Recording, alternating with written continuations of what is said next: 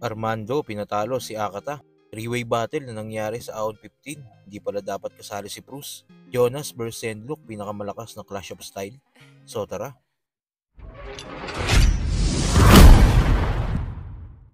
Sa nangyaring battle nga ni Akata at Sak Maestro, tila friendly battle ang nangyari dahil hindi sila nakatodo pareho at para silang nagpapayuhan sa isa't isa dahil nga magtropa talaga ang dalawang ito. Pero dikit pa din na naging laban, umabot sa 3-2 ang score. Sa round 3 nga ni Akata ay pumasok si Armando at tinira si Phoebus. Gago! Tarantado, tanga, bastos, walang modo, baliw, bobo, sira ulo, tangina ka! Sinto-sinto, kulang-kulang may sayad, abnormal! Hayop, demonyo, animal! Aso, pusa, baboy, daga, ibon, ahas, baka, pagong! Penguin, dolphin, tigre, leon, elefante, buhaya, unggoy! Bulate, kuto, zebra, dragon, camel, panda, buitre, usa! Kuwago, kuneho, ipis, lamok, toro, kabayo, bibe, manok! Girap lang, uod, gambeng, garapatak, wala, kalabaw, pating! Iting, kanggaro, oso, isda, butikay, bubuyog, surut, linta! Pokemon, tibak lang tupa, uwak, lisap, octopus, toko, bayawak, starfish, jellyfish, langgam, iguana. Pani kay gamo-gamo, paru-paro, balyena. Mr. Phoebus, umalis ka sa harap ko, baka mamura kita.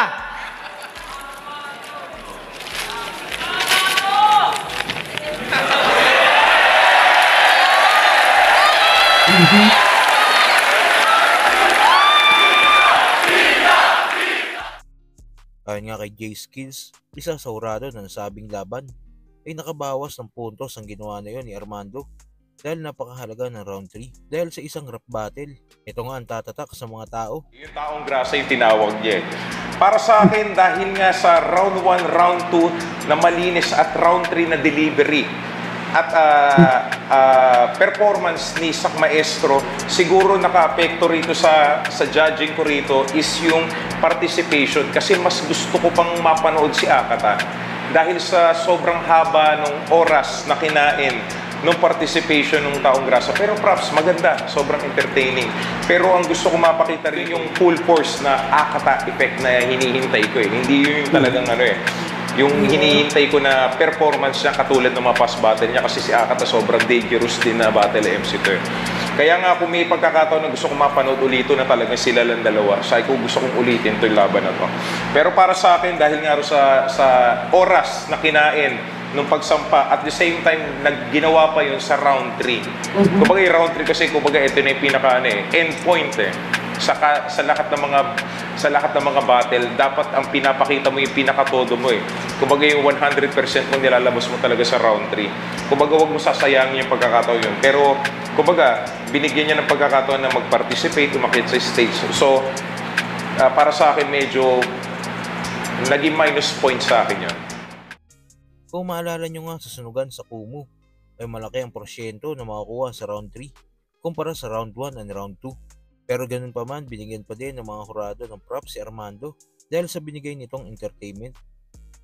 Sa kabilang balita naman, tapos na nga ang three-way battle noong Aon 15 at nanaig nga dito si Tipsy D dahil tinalo niya si Bruce at M-Site sa day 1 at day 2. Sa interview nga ni M-Site sa Topic Squad, dito binunyag niya na dapat pala ay si Shehi ang isa sa kalaban nila ni Tipsy D at hindi pala dapat si Bruce. Pero dahil nga hindi kaya mag-commit ni Shehi ng dalawang battle sa Ahon, kaya napunta kay Bruce ang slot. Nung nakasa na yun, at ito pa isang trivia, dahil nga gusto ko yun ng ganun, naisip ni Arik na na gawin na lang kaya nating three-way. Sabi ko, sa akin walang problema. Sabi ko walang problema kasi ako yung may gusto ng dalawang laban eh. Ang problema lang dyan, pag may isa dyan sa dalawang napili mo, ay hindi sila magko-commit o hindi nila kaya mag-commit ng dalawang battle sa isang event, wala ka na agad three-way. Diba? Eto pa isang trivia, si Shehi dapat yun. Oy! Instead of Bruce. Si Shehi dapat. Then, siya yung ba yun? Nung Ahon day 1, sabi ni Utol Shehi, hindi niya daw kaya kasi nga nanood daw siya ng yung concert na Eminem. Okay. Saka syempre si Utol Shehi, 'di ba? Maraming inasikaso 'yan, hindi lang naman battle rap, family na rin, 'di ba? May baby. So, 'yun, nagets ko naman na ganun. So, 'yun, nung siguro parang close to 1 month na lang nung sinabi niya na si Bruce. Kasi parang may laban pa yata si Fru sa gubat nun eh. Meron. O yun.